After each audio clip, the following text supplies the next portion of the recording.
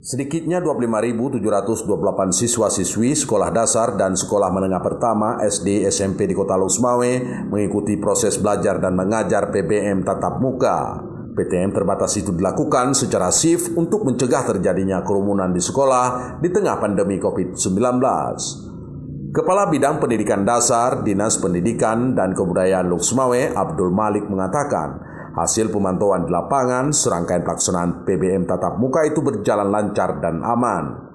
Kata dia, selain menerapkan protokol kesehatan ketat, juga melakukan pengawasan secara menyeluruh terhadap serangkaian aktivitas pelajar selama berada di sekolah.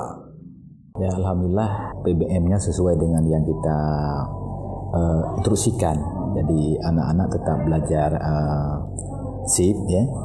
Kemudian tetap mengikuti protokol kesehatan dengan memakai masker. Tadi pun saya sempat juga ke kelas, beberapa kelas emang semua siswa memakai masker. Ia menambahkan, Dinas Pendidikan juga berencana melakukan vaksinasi bagi seluruh siswa-siswi di sekolah yang berusia 12 tahun ke atas atau setara SMP. Ia mengaku sudah menginstruksikan para Dewan Guru melakukan komunikasi dengan pihak wali murid terkait pemberian vaksin tersebut. Dari Kota Lusmawe, Erwin Jalaluddin laporkan untuk KBR.